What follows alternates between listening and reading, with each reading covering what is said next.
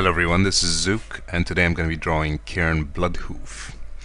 Now I made a poll on Facebook yesterday regarding what I should draw next, because I was slightly undecided, and apparently people wanted to see Cairne Bloodhoof, so here he is. Now for those of you that haven't played Warcraft, World of Warcraft, or have generally no knowledge about the lore of the mentioned games, Cairne Bloodhoof is the High Chieftain of the United Tauren tribes. He's been present, omnipresent throughout the storyline of Warcraft and World of Warcraft. He is a friend of the Horde, friend of Thrall, allied with Thrall after rescuing Grom Hellscream from the Burning Legion. So him and Thrall have been through a lot together, and he pledged allegiance to the Orcish Horde in exchange for safety to Mulgore, because the Taurens were being attacked in their native lands by centaur marauders and such, and so they needed help to move the population to Mulgore. So Thrall offered to help them in exchange for helping him rescue Grom Hellscream from the Burning Legion. So there's a little bit of background history on the character. Now, one particular thing that separates Cairne Bloodhoof from any other normal Tauren is that he wields the Bloodhoof spear, which is a spear passed down from generation to generation in the Bloodhoof clan, and every leader basically inscribes their own history on the weapon. So it has runes on it and stuff like that. It's a very particular weapon that no other Tauren wields. It looks sort of like an axe slash polearm. If you've played Dota and stuff, or even Warcraft, that's the weapon the Tauren chieftain uses there. So I'm gonna be drawing that in this picture. But yeah, I used the stylus for a lot of elements on this picture because it had, as you well know, Taurens are sort of inspired by the Indian culture, the American Indian culture. So they have a lot of elements tied to the spirit world and like nature, animal world, all that.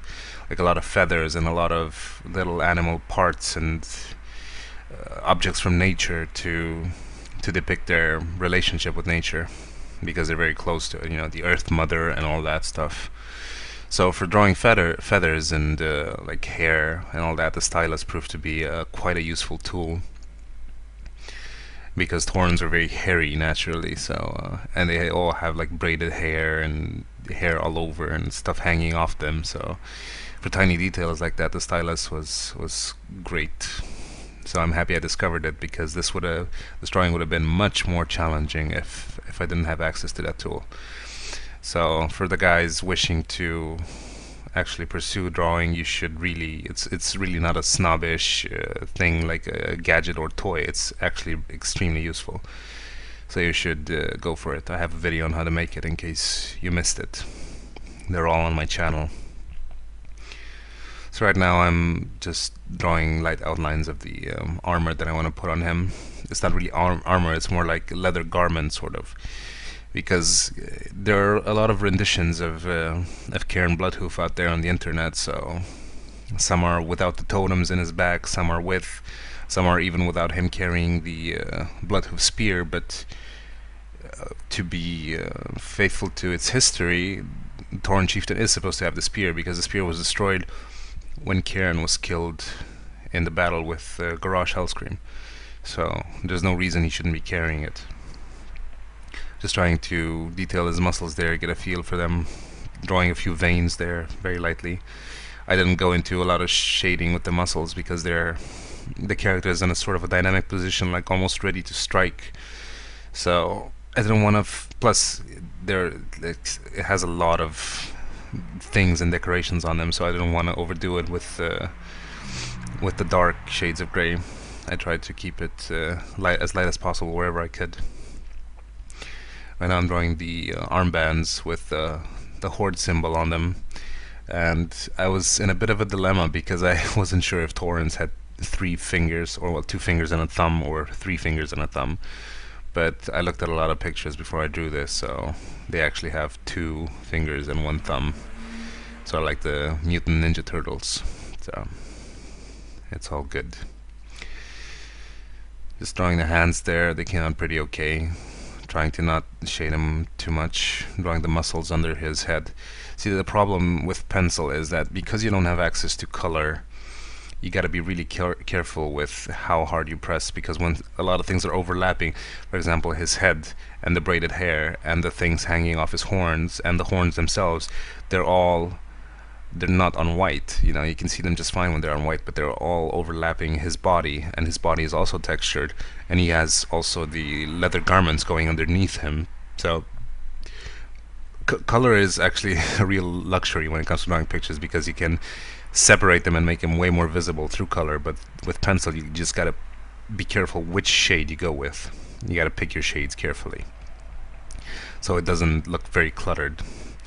I'm just doing the legs now using the stylus for the hairs that are rarefying towards the hoof. Came out really well there with the stylus. Having a slight issue with how to draw the hoof, because the leg is in a sort of awkward position.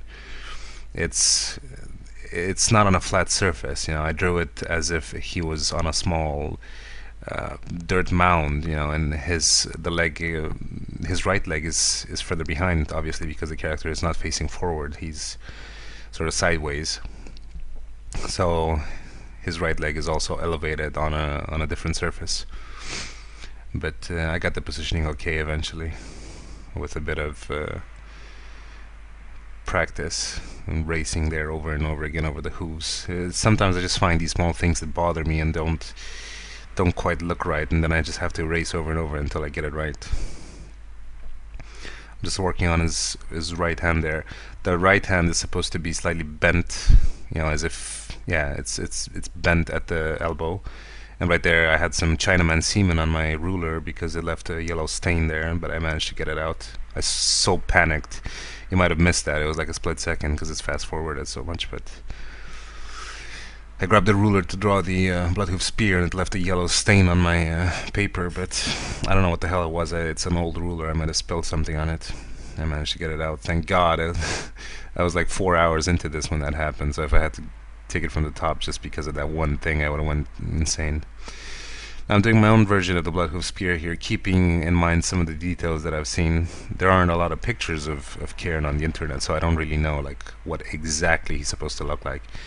Basically everyone just makes their own versions. Even like the artists that work at Blizzard all have different versions of Cairne. But what's for certain is that it has those three little